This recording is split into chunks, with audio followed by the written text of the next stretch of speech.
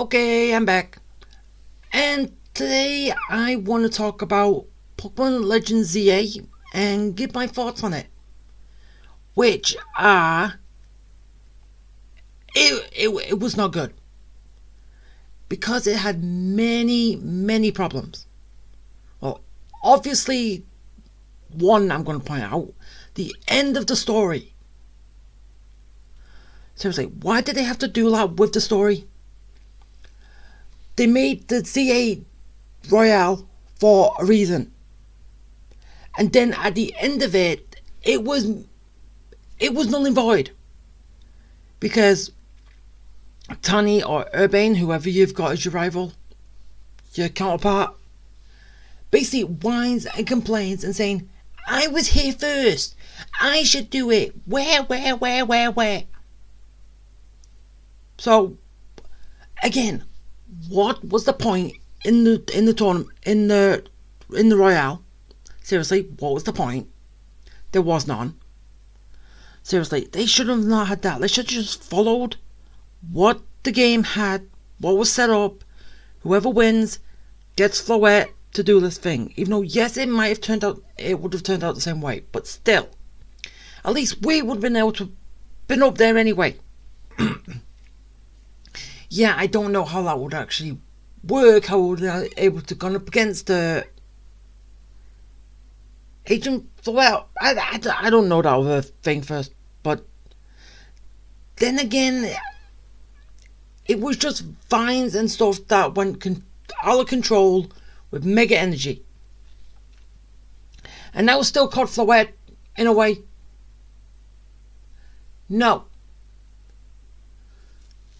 It could have just been the Agent or whatever it is. Agent Tower Mode or something. I don't know. You did not have to call it Floette. It's not like Floette can transform into that. Or evolve into that. No. Because Floette now can't evolve. Another issue I had. Basically, when you're in battle, the lock-on feature. Why couldn't they have had it the exact same as Legends Arceus? Where you do not have to lock on before you attack. Yes, you have to lock on when you're throwing a Pokeball or something at the Pokemon. Yes. I understand that one. But locking on before you can attack, what is the point? Because if you are too close to the Pokemon, you can't lock onto them. Your attacks don't come up. And anyway, if they're moving too quickly, you're going to lose the lock-on feature on them, and then you're going to have to find them again and lock on onto them again. What was the point in that? Seriously. They did not need that feature. Did not need to lock on before you could attack. Yes, the Pokemon still follows you around regardless of what you're doing. Because it's not the lock-on feature that brings them around with you. No, they stay by your side anyway, regardless. So, yeah, what else? That's two things. The end of the story and the battle mechanics. The beginning of the story was okay. Even though basically we kind of got sort of like dragged into it. But as I said, the beginning of it was okay. The middle bit was great. Even though, yeah, it was all the meetings which I kind of didn't think too kindly of. Especially that last meeting at the very end. Yes, we know we're in an emergency. Yes, Floette has become that big thing. We are in a conned off part of Lumio City. But, strategy meeting! What was the point? Really, what was the point in that? What was the point in that strategy meeting? They all knew what they had to do. Just go ahead and do it.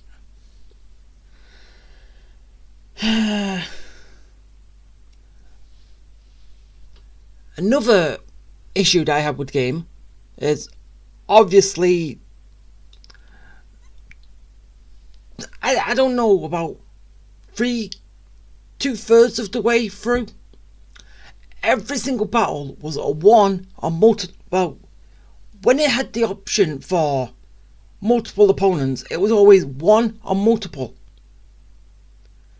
Never 2 on 2, 3 on 3, or something like that.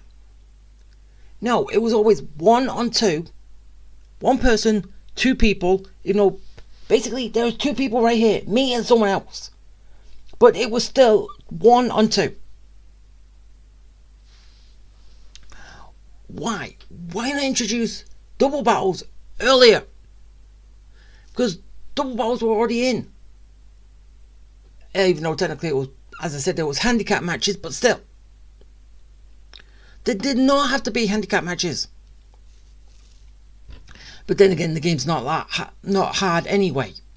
So, they were a cakewalk, but still. Did not need to have that. And when they say that the battles are going to get strong, even tougher, the Rogue Mega Evolution battles are getting tougher. And there was that one instant where we could have had Kingpin with us as we fought against the Rogue Mega Evolution Pokemon. But did we? No. It was, I fight him, I weaken myself before I fight the Rogue Mega Evolution, the Rogue Pokemon, and then he toddles off to go help the Syndicate more. But you was here in the first place to come and help for the situation. Why didn't you stick around and then we could have had a 3-on-1 against him? But no, it just had to be a 2-on-1. Really? Why? Why set something up and then chicken out at the end? Like, what was the point in that, Nintendo? Or Game Freak? I don't know. Can't remember who developed it, but still. What was the point in that? Okay, is there anything else I want to talk about? Oh yeah. The fact that at least, okay, I don't know how many are going to be in the online battle royale, but why did they decide to lock Megastones behind that? Seriously, why? Because when it finally does come out, Pokemon XD Gale of Darkness. No, it's Colosseum. It's not Gale of Darkness yet. It's Pokemon Colosseum on the Switch 2 with the GameCube thing. When it comes out later, if that wasn't coming out, I wouldn't have had this Nintendo Online section. I still wouldn't have had that, so I wouldn't have been able to get my Kalos Mega Evolutions, which would have sucked. And there's no other way you can get them. So again, what was the point in doing that in the first place? Right? Lock stuff behind basically a paywall. I hate it when games do that. Even though basically the most times I've seen that is in gotcha games, but when there's DLC content, but DLC content is a given. It's DLC content, you gotta pay for it. But locking it behind Nintendo Online, no. That is going too far.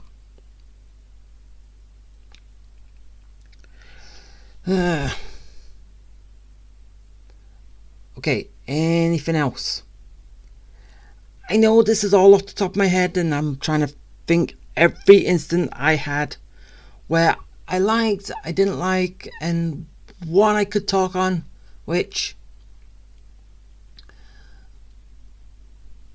as I always do with these, I technically wing it. It's what's on my head at the time, and I could go on for a rant, I could not, It depends. Oh yeah, another thing. As I stated before when I was playing it, how in the hell can someone cursed with immortality die? Can someone explain that to me, please? How? How in the hell did AZ die? Especially because, well, one, he was completely fine on top of the Hotel Z, looking at what was going on. He was completely fine there.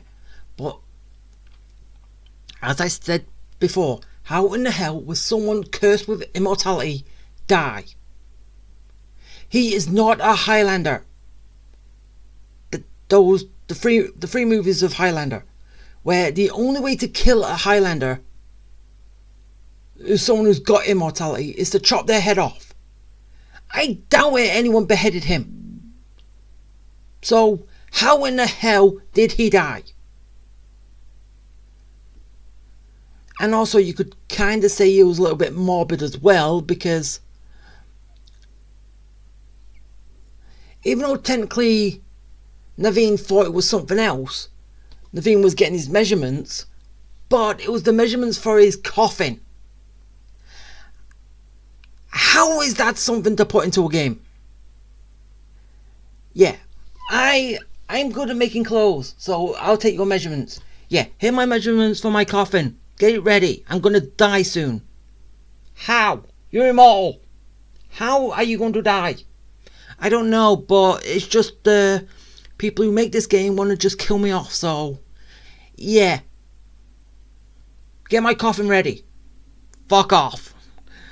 That does not work. No. So I've talked about the battle mechanics, that one little issue, saying why couldn't they have just had it like Legends of Arceus? The sort of okay beginning story, the good mid story, the horrible ending. My in-game issue with the whole meeting thing. The whole fact that Urbane Otani becomes a crybaby at the end, saying, "Why can't I do it? I am the better one, even though I lost in the finals at the end. Where? I want to do it." Seriously, why? Yes, all the side missions, they were fun in a way. I don't have any gripe with those. Even though, yes, I was having a bit of a gripe with the spoiled princess and all the stuff dealing with her, but still, it was still entertaining in a way. It's not something to complain about. It was to her character.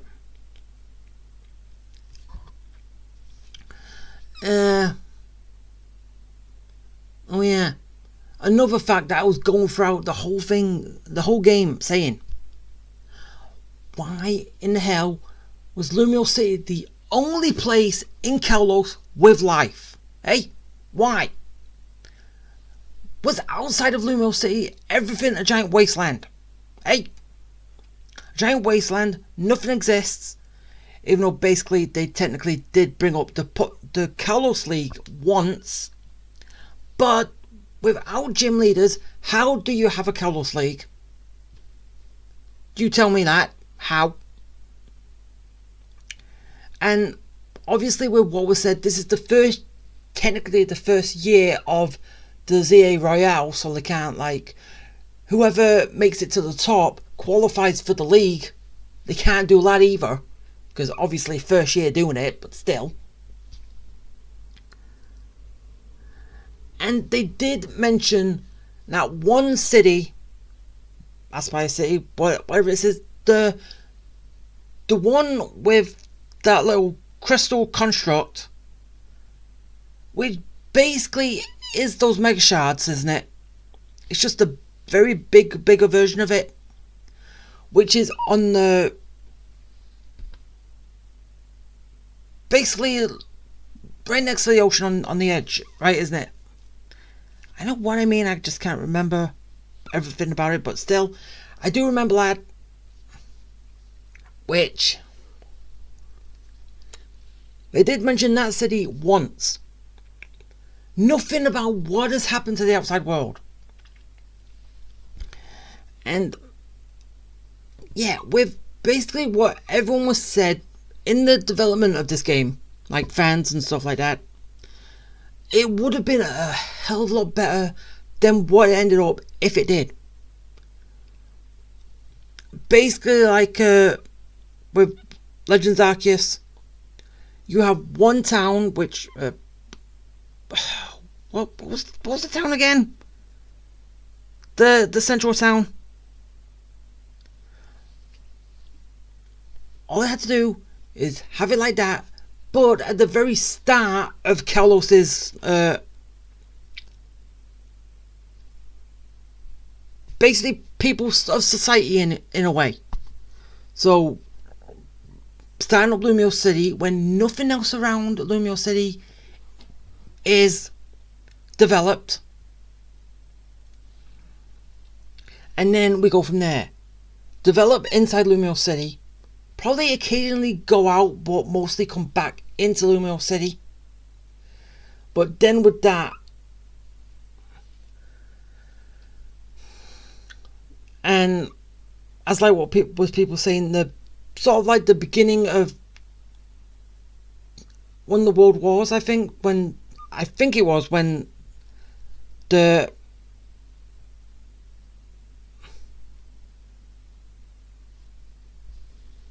what was that actually tower actually called in? No, it's not the Empire State Building. No, I don't know. But basically, when that was first being developed, wouldn't it have been better to have it as a past, not a present time? And as like I said, in 5 years from X and Y to now, gym leaders extinct. The rest of Kalos extinct. The Pokemon League, Kalos' Pokemon League, is a memory of the past. What the hell happened to Clement and Bonnie? Wasn't their house Lumio's tower in the first place? It was his house as well as their gym, wasn't it? So, where were they kicked out to? Hey? Did you throw them to the wasteland, out in the wasteland and say, you go fend for yourself, you're not allowed in Lumio City no more? What happened to them? What happened to Clement and Bonnie? Hey? What happened to those two?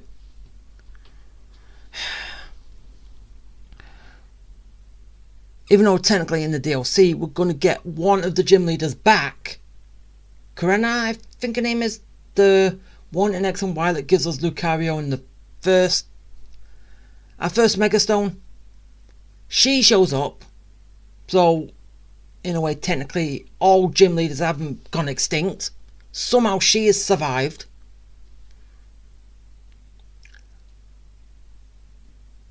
But, yeah.